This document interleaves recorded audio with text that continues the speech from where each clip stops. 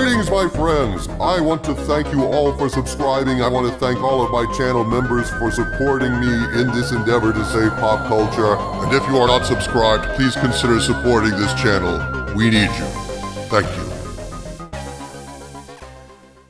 Greetings, my friends. I am Dictor Van Doomcock, the future ruler of Earth, broadcasting from my hidden base at the center of the Earth, and I am here today to give my spoiler-free review of Daredevil Born Again. Now, it's no secret that the MCU has been struggling since Avengers Endgame, when all the life, excitement, and fun were snuffed out of Marvel by Thanos' snap.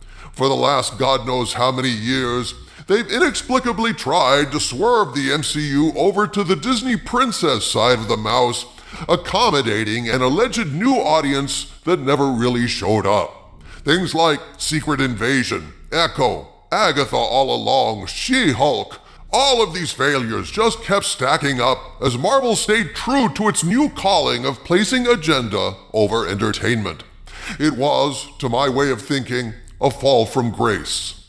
Marvel lost itself. The fundamentals of great writing and entertainment and excitement of what superheroes are supposed to be. It was a tragedy to witness this fall, because while they were busy deflecting legitimate criticism, saying the problem was not in the quality of their writing but in the prejudices of their fans, they were destroying their own brand and repeatedly, willfully alienating their core audience.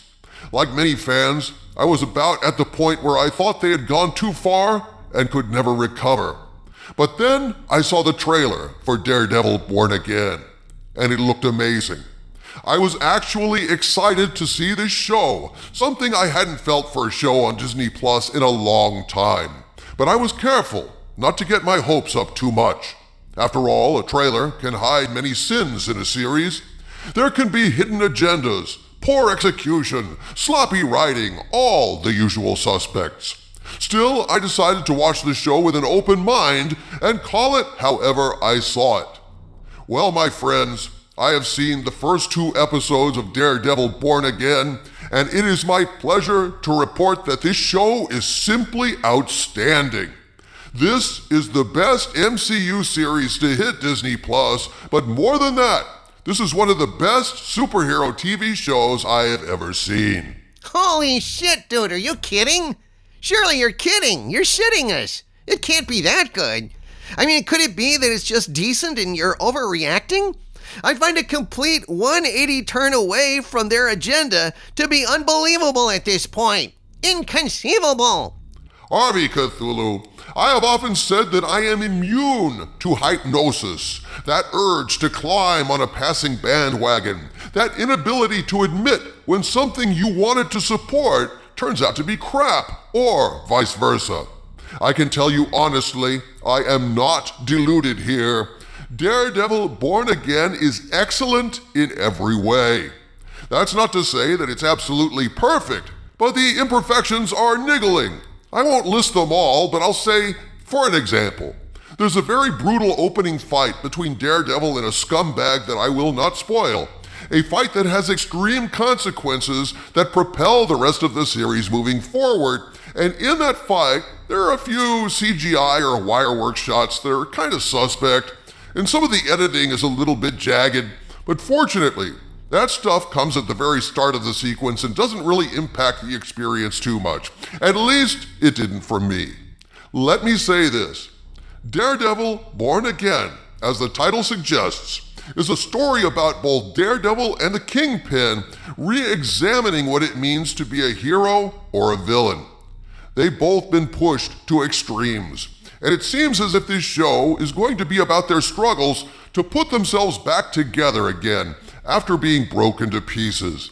Will they succeed in becoming their best selves, or will they devolve into the darkest aspects of their natures? Charlie Cox and Vincent D'Onofrio have never been better as Matt Murdock and Wilson Fisk. The conversation they have in the diner at the end of the first episode, which we saw a bit of in the trailer, so it's not a spoiler, is riveting. And that's one of the great strengths of the first 2 episodes. The brutality and tension here is not limited to the physical fights.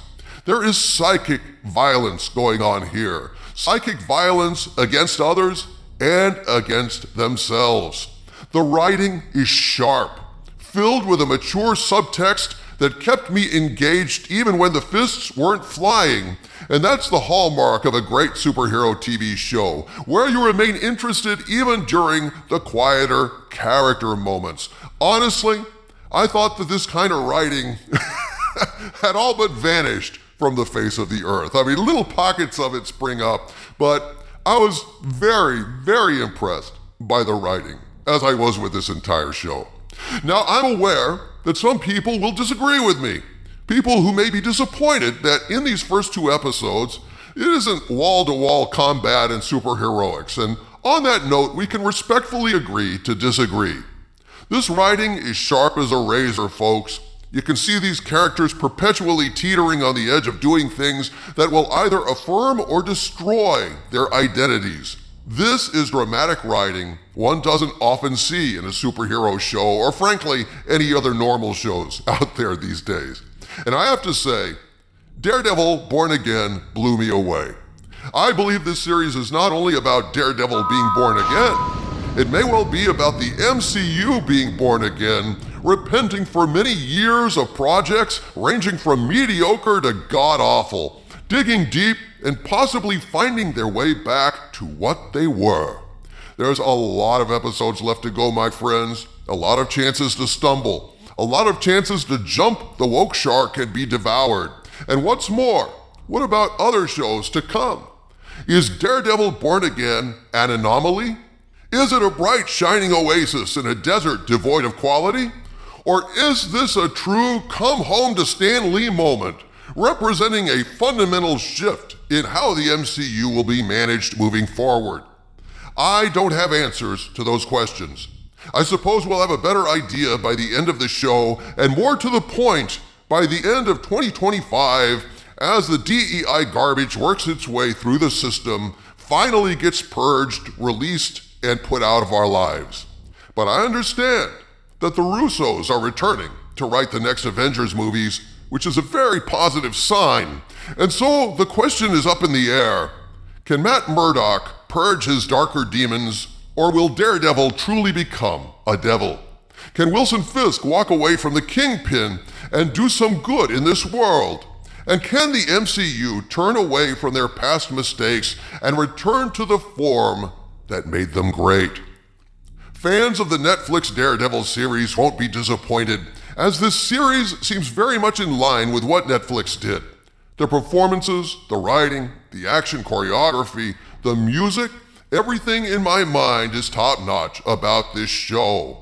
But how can you turn your back on everything that has gone on in the past? How can you reconcile supporting this after all that Disney and Marvel have done to the fans?